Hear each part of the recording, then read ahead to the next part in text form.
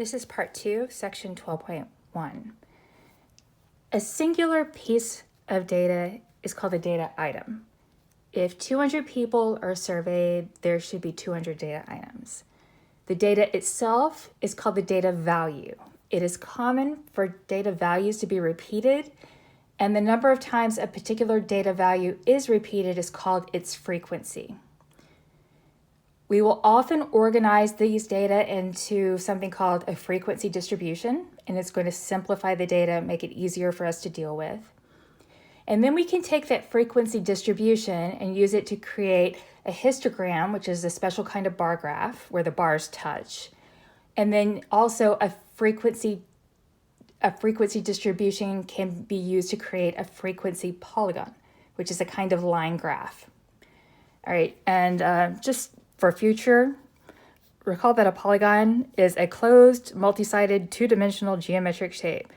2D, I'm sure we all understand. Multi-sided means that it's not a circle. It has to have more than one side. It's closed, so I can't have something like that has an open area right there. It has to be completely closed. But as long as it has multiple sides and it's closed in 2D, then you've got a polygon. Triangles, rectangles, pentagons, those are all polygons. And they can be all kinds of crazy shapes, just so long as they are made up of straight lines and they're closed. Okay? So let's look at this example problem. A random sample of 30 male college students is selected. Each student is asked his height to the nearest inch, and the heights are as follows.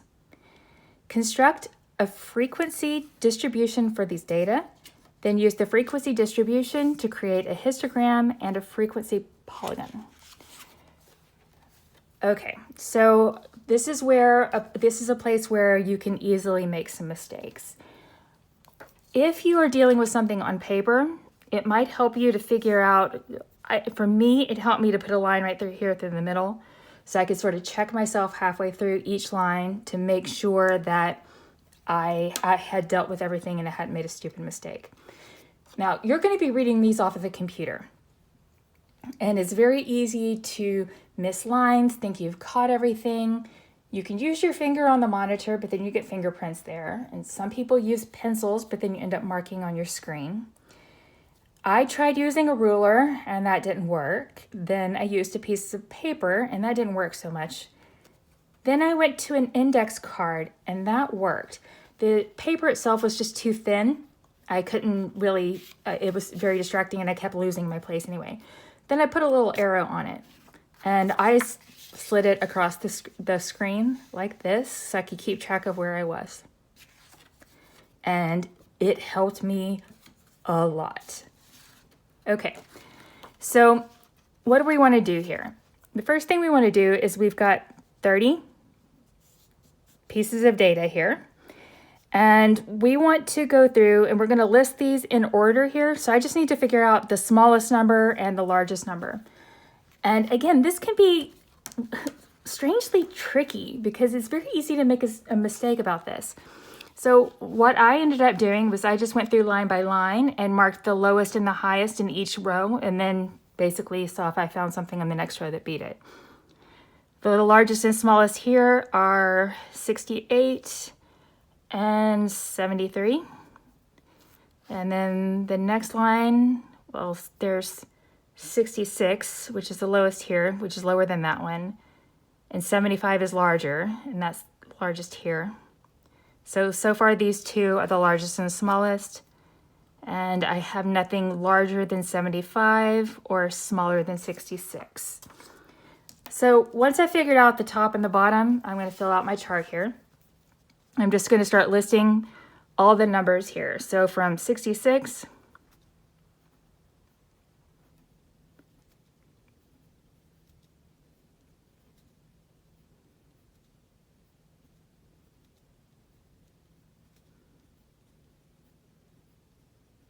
Okay, I suppose technically you should make sure that all of these values are included in here, but you're just not going to see that in this class where they skip some.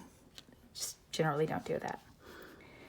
Okay, so now what we're going to do is carefully go through and mark. We're going to do a tally of how many different times we see these particular numbers. Now, technically speaking, a frequency distribution does not have this tally column, and it does not have this total column here at the end. I put these in there to help us see what's going on. The tally is going to make it easy for us to count things up and to keep things straight. And in fact, in the book, you're going to see them use this too when they are creating one. The total here, we know we need to end up with 30 at the end, so it would be very easy to miss one of these numbers. So just anything you can do to keep yourself from making those kinds of silly mistakes. So, all right. So I'm just going to go through here and mark them. So 72, 70.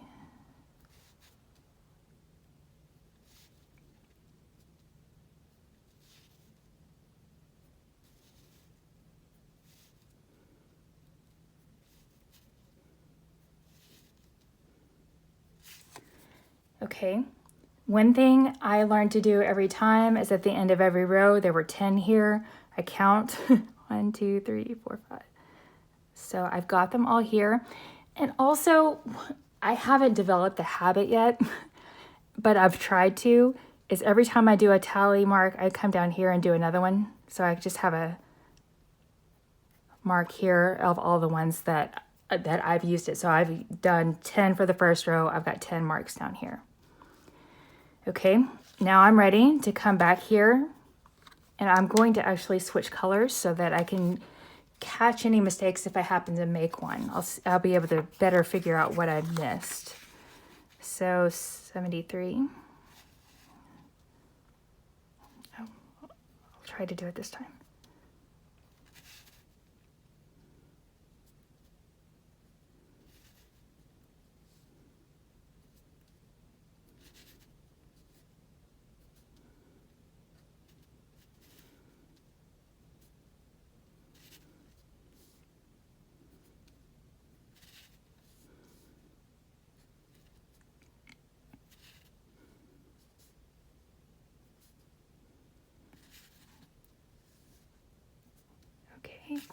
So that's the second row done. And again, I kept count as I went along here. So I got all 10 done. And then I think you know how I'm doing this now. So I'm just going to try to quickly go through this part, this last part.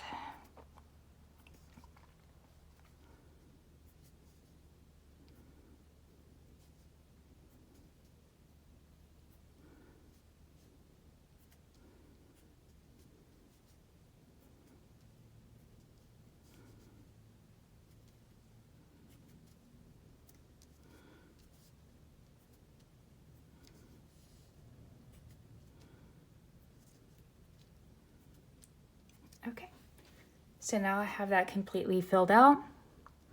I've counted these up. Now I just need to write down the actual number. So there was one student who is 66 inches, 3 here, 2, 1, 3, 7, 5, 5, 1, and 2. And you can add these up and verify that you have 30 as well.